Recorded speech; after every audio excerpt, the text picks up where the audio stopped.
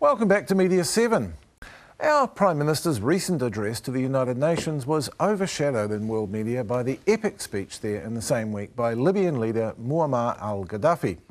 We'll explore some sharply differing views of that coverage in a moment, but first, Jose Barbosa looks at the man in question. It sure is amazing what 40 years will do for one's image. For decades, Muammar Gaddafi has been the enemy of the West. Nowadays, he's pretty much welcome inside the tent, but in the 80s, Gaddafi was the Kiwi bank for rebel movements around the world. As long as your cause met his broad definition of self-liberation, you could expect his backing.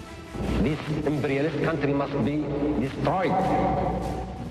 That and his support for Iran and Palestine stoked America's fury. Despite our repeated warnings, Gaddafi continued his reckless policy of intimidation, his relentless pursuit of terror.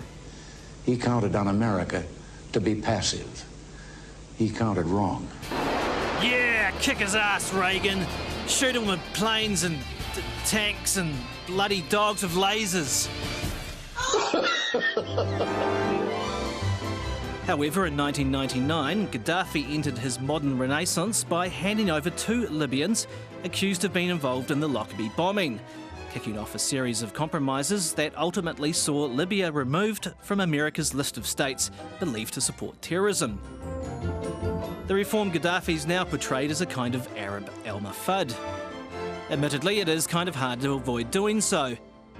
He employs a team of female bodyguards, all reportedly virgins, drags a huge Bedouin tent around the world with him, and generally dresses like he's king of the Toblerones. Recently, his 1.5-hour speech at the UN was presented as if it was a halftime show gone wrong. Perhaps this swine virus may be one of those viruses that was created in the laboratory and it got out of control because it was meant in the beginning to be used as a military weapon. However, it's argued that the portrayal of Gaddafi as a kooky dictator trivialises his involvement in terrorism and ignores persistent allegations of human rights abuses. He's a dictator and he killed a lot of people in Libya. It's also felt by some that the Western media focuses on the crazier aspects of his public appearances, missing the opportunity to report a less Western-centric viewpoint. Perhaps Gaddafi's just pulling a Hamlet, affecting eccentricity to put everyone off the scent. At the very least, it is useful for avoiding pointed questions. That had to happen. Why did you let it happen? What is it that happened?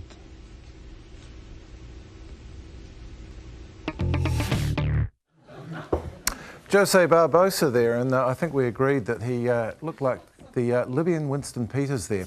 Now, in a Herald on Sunday column after Gaddafi's speech, Matt McCartan slammed the sniggering and dismissive coverage of Gaddafi, who, he said, had serious things to say. The column was, responded David Cohen in his NBR blog, one of the year's most peculiar commentaries. Both men are with me now to have it out. I won't venture on who'll be Shane Cameron and who'll be the tour man, but welcome to you both. Thank you. Hello, Russell. Now, Matt, what moved you to write that column? Well, I think that the Western portrayal is what we've just seen. You know, it's all a bit of a joke. But what I thought in his speech, he raised very important questions, what's happening in the Middle East. And there was really good stuff there, which we don't get to hear about. You know, here's the president of the African Union. He was saying he doesn't support Iran having nuclear weapons. And that's been evident for some time, but it's kind of not discussed.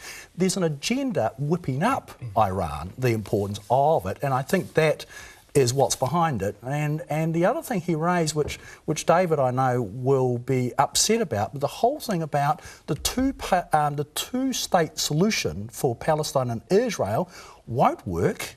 It has actually gone past the point, and actually there has to be the serious discussion about there has to be one state, and everyone in it should actually have the same rights. And it shouldn't. So David, are you upset about that? Okay, well, I think it was a genuine point which the media missed. I think Matt is all beard and no jihad on this one, really. Let's just... But answer the question. I mean, the point is what it's really about. Sure. You know. Okay, well, Matt tells us that the speech contained, some pretty sort of remarkable utterances that the media, folk like us, should have been concentrating on more. He cites two. One is this belief Well, that... I think the position on Kashmir was very important. Okay, I think his position on Afghanistan... Sorry, you just mentioned Well, two. you mentioned two. I'm just giving you some more. Okay. He raised a whole series of issues which are very important. Okay, can we talk about a couple of them, just like from the top? The first one you mentioned was the Arab distaste for Iran acquiring nuclear weapons. Matt writes that this was something new, something we learned from the speech, and this is something that the world's media should have been perhaps looking at. It just seems a little naive to me because... In the context is Israel and America saying they're going to bomb them if they don't give them up. That Russia, in the last week we've seen that the Iranians now they give up their plutonium to Russia. This is happening and none of it's been reported. I'm just saying. This is actually going on with the exception of Syria, which is an ally of Iran.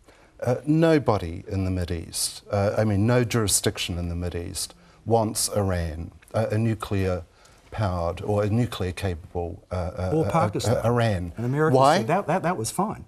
And Pakistan is more unstable than right. and it's a Muslim bomb. We can discuss that separately, but you say that this was something very fresh, something that we should have, in the speech that was new. What I'm saying is this is old news. The Arab Middle East has never wanted a nuclear, with the exception of Syria, has never wanted a nuclear Iran because Iran is non-Arab and Shiite.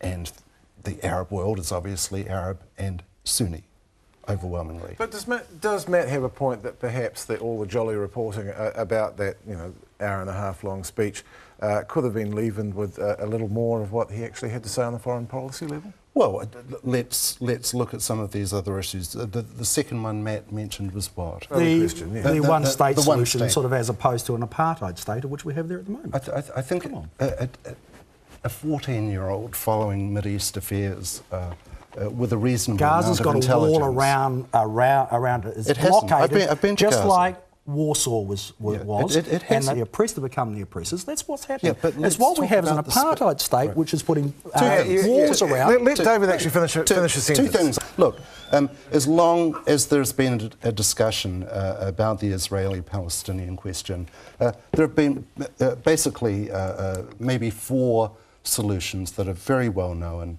among commentators. One is the no-state solution. Let God look after it all. Let there be an international force.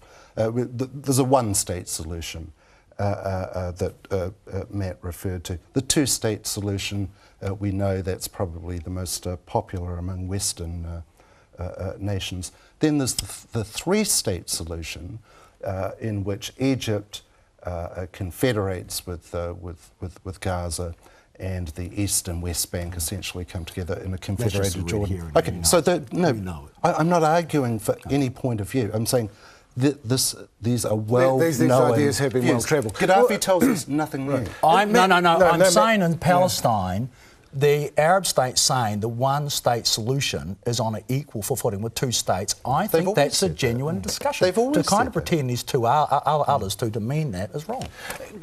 The thing that occurs to me is that could we not find someone to drive this genuine discussion who is not a dictator, who does not torture people who disagree with him, whose police force doesn't rape asylum seekers, which is the latest report from Human Rights Watch. I struggle to understand why you want to because venerate it's the first time. No, I'm not. And you're being mischievous. I've never said anything which is supporting him at all. I said what he's raising are important points. He did it at the UN. No one else is putting it up. And you're quite right. No one else is putting it up. That's the problem. And the first time in the UN, he says it's just a talk shop, and it is. It's Hyde Park. He made the joke. He said that the UN is undemocratic. It's run by Western countries. It's all true, but no one wants to hear it. He was the first person for a long time who put it up at the UN. What kind of position is he offering that criticism? He's a monster. Well, as you said, he's Winston, but Winston. He obviously was in a bad mood, right? He wanted to pitch his tent on Donald Trump's lawn. He wasn't allowed to. He got chucked out of his hotel. He's probably in a bad mood. The Winston line is excellent. Credit where it's due. Look, the one-state solution since 1948 has basically been the Arab position. Why? Because a one-state Palestine effectively ends a Jewish majority state, which is what Israel is now. Pro, con, whatever. We've heard this argument has been well ventilated, well rehearsed. Gaddafi doesn't introduce us to anything usefully new. Does he become more worth listening to, David, now that he's our guy, which he effectively has been for the last 3 or 4 years? Quite right. He's now our friend. He's now the Americans' friend. He's now our friend, a friend of the West and freedom. And that, as opposed to that nice he's been rehabilitated Reagan, to some degree, wasn't a terrorist. in a foreign policy sense. Don't be naive, David. You know that's the case. I guess he's coming from the cold. I'm no diplomatic observer. I certainly don't think Daffy Gaddafi is a serious friend of the democratic world. What would you like to have seen our media do with that speech? Because basically we just ran the American line, yes, the international B, because I think the Americans are very upset at Libya because of what happened with the British sending back sort of one of the alleged terrorists, and everyone in Britain, because they know he didn't do it, but in America it was in their interest to know, so they're upset about that. So there's an agenda being run, Libya bad, and Gaddafi played to that audience to some extent, you know, which is good theatre, but I think it overshadowed. I think the points he raised, particularly around Iran, were important because they weren't discussing. Everyone's been whipping it up in the States and in the international press that they're bad and they must be bombed or after they pull back, and Gaddafi was saying no one else supports it, and David's saying only Syria. So I think those points were important. He raised some other points about Kashmir, he raised all sorts of other issues, which I thought, you know, some are saying those different things in the UN. We're going now, so last word to you, David. I think the points that Matt enumerates, none of them, as I say, pro, con, wherever you stand, figure as news. A lot of the breaking news from the Gaddafi speech dates back to 1948. It didn't get through because they wanted to make a comic of the whole situation. Well, I'm not even going to bother offering a decision on that. That is our show for this week. They should have had him on Letterman. He would have done a good job. He would have been very good doing the top 10. Thanks to Matt McCartan and David Cohen, and to our other panellists, Adrian Kohler, Dr. Bronwyn Connor, Paul Norris, Peter Parasini and Liam Dan. And thanks to you for watching. We'll be back with Media 7 at the same time next week. Until then, goodbye.